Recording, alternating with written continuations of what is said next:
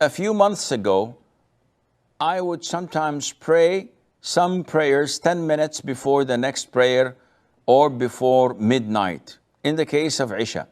And then the adhan for the next prayer would go while I had one rak'ah or in the tashahhud. Are these prayers valid? This question has two parts. Is what Zainab doing correct? And are the prayers valid or not? As whether it's correct or not to delay the prayers till this extent, definitely this is not correct.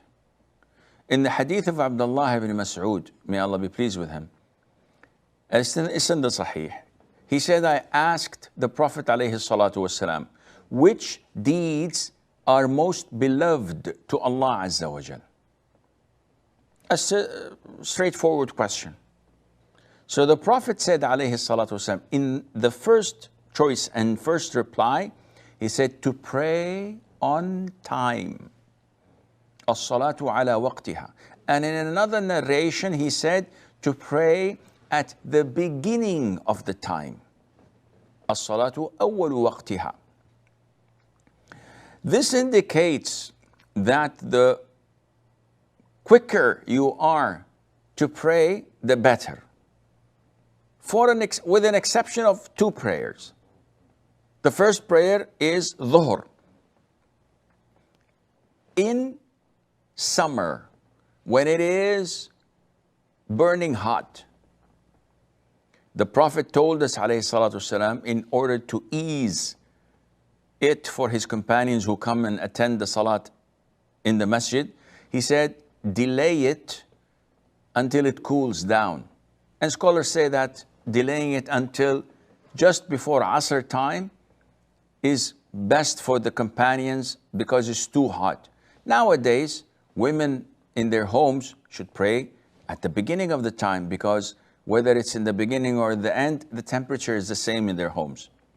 With the air conditionings now, alhamdulillah, we don't have to delay it until it cools down because it's already cool in the masjids with the air conditionings.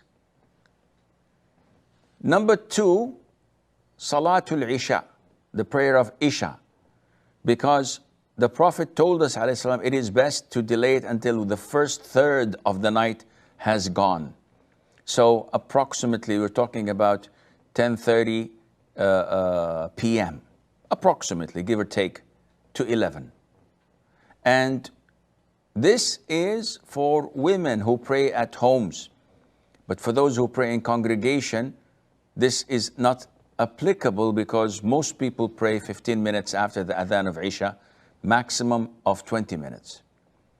Other than that, pray the prayer at the very beginning of the time. Just after the muadhin gives the adhan, give 10 minutes, 15 minutes for sunnah prayer and to get prepared, and then call for the prayer. Now, delaying it just before the time ends is dangerous. And not only that, it is a sign of hypocrisy. The Prophet told us, alayhi salatu wasalam, that the prayer of a hypocrite, and subhanallah, a hypocrite, we know that he is evil and that he's in hell, yet they pretend to pray where actually they have, their intent is corrupt. They lack sincerity, and as a sign of that, they pray on their own, but they choose to pray just right before the time ends. In the case of Asr, just right before the sun sets. So the Prophet tells us that they sit idle.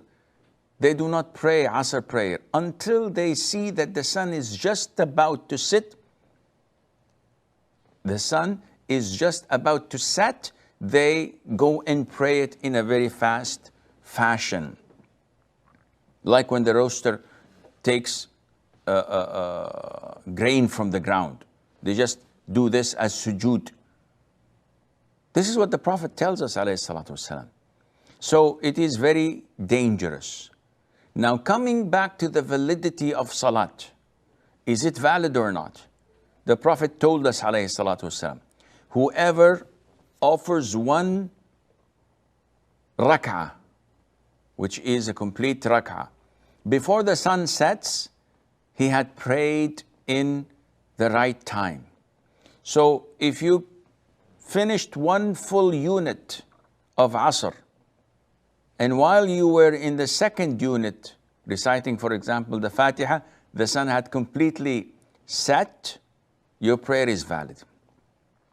But if you began your prayer and you did not finish a full rak'ah, a full unit, and the sun had set, this prayer was not performed on time. Therefore, Zainab, you should be very careful and you should ask Allah for forgiveness, because what you had done in the past is extremely wrong and dangerous. The Prophet ﷺ, by the way, whenever he was among his companions, he used to say and address Bilal. And Bilal was the one appointed to call for the prayer. So he used to say, Bilal, arihna biha. O Bilal, comfort us with prayers. Call for the prayer. So the Prophet viewed prayers as a comfort to the soul. Nowadays, we are hastened to pray not as a form of comfort, rather as a form of relief. So instead of saying, "O Bilal, comfort us with it," we say, "O Bilal, relieve us from it. Quickly, come on, let's get it over with." We just want to take the burden off our shoulders. And this shows you the difference between them and us.